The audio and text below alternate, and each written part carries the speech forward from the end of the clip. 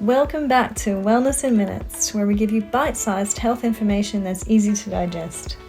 Be sure to check out the show notes for details on the full episode and more from the Food Matters podcast. And so in regards to the light therapy, let's talk a little bit more about how exactly the light therapy can balance our hormones, and with what type of, if we wanted to get into this, what do we start with? Like if we wanted to get into using the light therapy classes, what is the best way in for a newbie? Yeah, no, good question. Yeah, I guess it all comes back to natural light and looking at how our hormones should be ancestrally. And then we can work through, I guess, light protocols that then help that. I mean, the most optimal way to balance hormones is to ditch everything, live in the middle of a field like a caveman, but that's not going to happen, right? So we will have biohacks to be able to fix the unnatural light that we're exposed to. So the way things work is when we get up and we watch the sunrise, if we don't, ancestrally, if we got up, watched the sunrise, ideally everyone should. We have this almost cortisol spike that happens in the mornings, right? It's called the cortisol awakening response. And that's the first hormonal action that should happen in a healthy human being.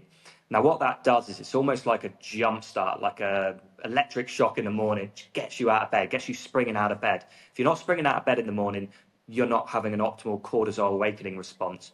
Watching the sunrise seems to do that. It triggers it. The blue light that we see first thing in the morning from the sun rising will trigger that cortisol awakening response.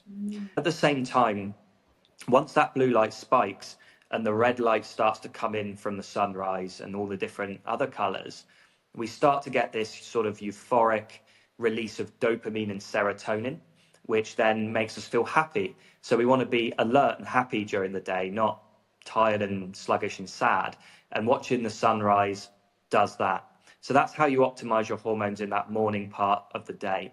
Now, also, what a lot of people don't understand is that when the sun rises and we trigger serotonin production, serotonin is then used later on in the evening to mix with tryptophan to create melatonin. So that watching the sunrise in the morning is actually going to help you sleep better in the evening because of the hormones it's going to produce in that moment of watching the sunrise. As the day goes on and we're outside, we see cortisol levels slowly drop down throughout the day. And then we get to sunset. Now, sunset actually has the highest spike of blue light present during the day. I know this because I measured it using a spectrometer, and you see this massive spike in blue light that happens just before the sun starts to set.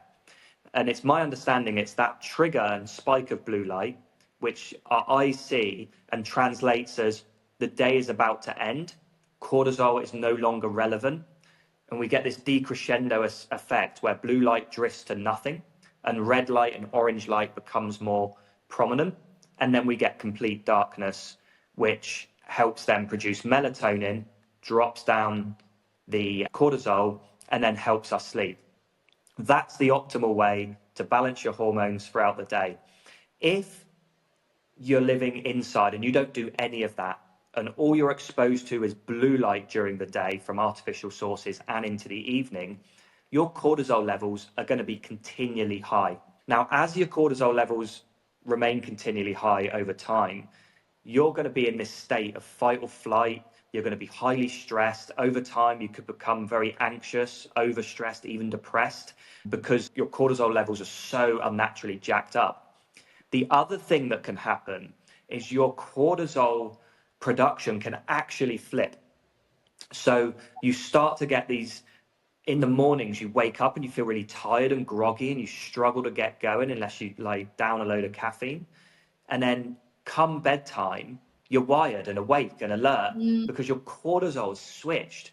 Now, the way you have to counteract all this is no one's going to go and live outside, but no one should be living inside all day. You have to blend the two. Yeah. So this is the perfect protocol, right, that I'm about to describe for people during the day.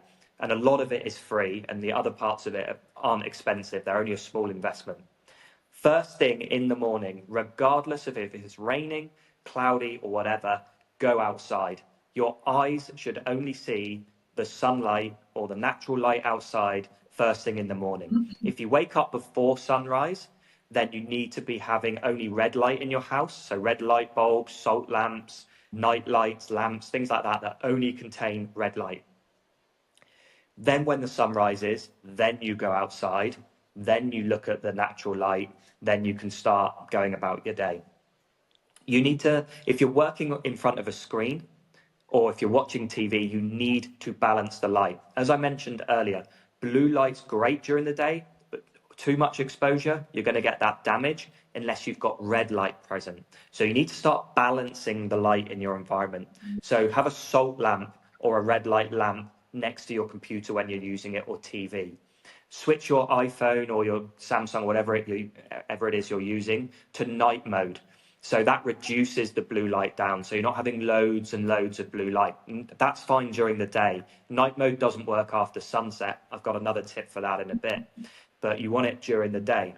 Now, around midday, you want to go outside again. So between 12 and 1, go outside, no sunglasses, be outside for a few minutes, let the light pass through your skin and your eyes, and it will tell your body clock what time of the day it is. It will keep the hormones balanced for that time of the day. Then you can go back in, go about your business.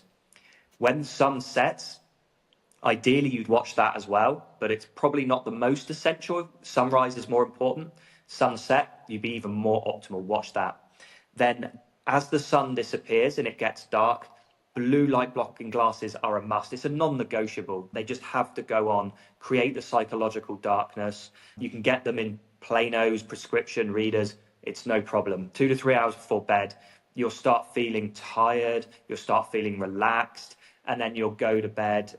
You take them off, turn all the lights off, put your sleep mask on, go to sleep. And then you'll start finding that over time, you'll start waking up with the sunrise, because your body clock will be so in tune. You start waking up with more energy because your body knows, oh wow, I'm going to go outside, I'm going to get that energy and feel amazing. You're going to start having an earlier bedtime. So if you're going to bed past 9 p.m. and you start wearing blue light blocking glasses, yeah, you're going to be tired and wanting to go to bed at 9 o'clock every night, but you'll want to be getting up earlier as well, which is much more healthy. Now, your phone in the evening, you can actually turn your phone screen red, which is the most optimal thing to do. There's a blog on our website that people can look up, how to turn your iPhone screen red. And you can do that, which means that you can use your phone in the evenings, albeit up to an hour before bed, because then you want to relax, without disrupting your melatonin levels, or even wearing blue light blocking glasses if you didn't want to wear them for that portion of the evening. So that is the most optimal light protocol you can do. And you can also, if you then go crush that and you feel amazing, then you can start dusting in a bit of red light therapy. Start doing that in the mornings, in the winter months, in the evenings, in the summer months. You can start to see some more like cellular repair, start to optimize real therapeutic frequencies of light, and just go further down the rabbit hole. You can then even start going, well, I'm going to do some infrared saunas in the evening because those will really relax me before bed.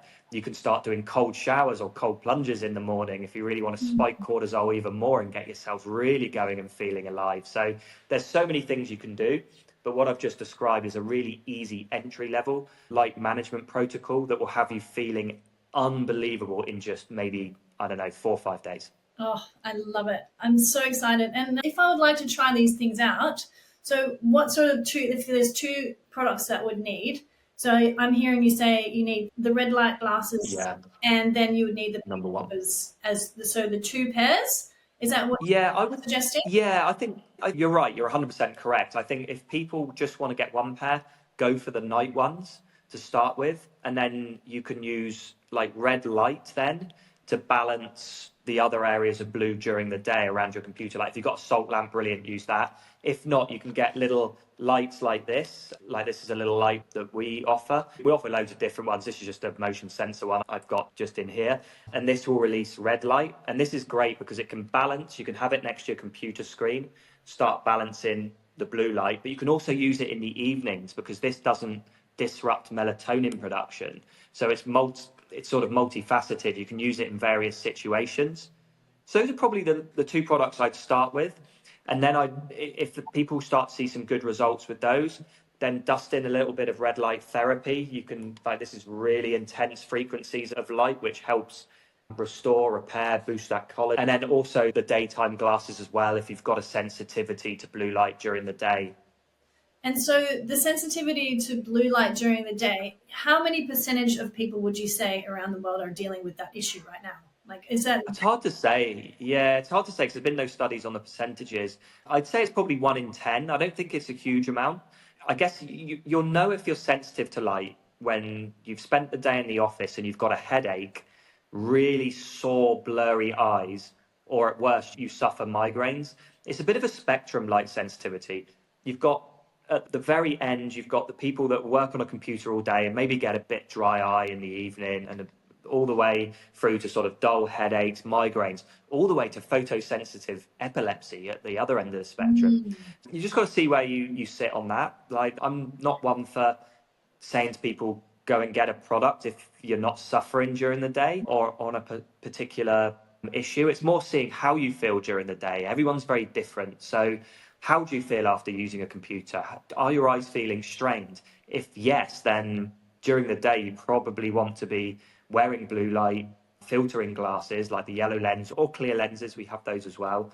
And you probably want to be balancing the light around your computer or reducing the blue light on your phones as well. Or, you know, if you're scrolling, just the act of moving and scrolling your phone is enough to cause sore eyes as well, which is nothing to do with the blue light. So yeah, you just got to kind of listen to the body, listen to how you're feeling at the end of doing something. And chances are, if it's involving light, we'll have something that can help solve that issue for someone. So yes, thank you everyone for listening. I really enjoyed that talk. I hope you did too. And there will be more of these on the Food Matters podcast. So head to foodmatters.com and see you again.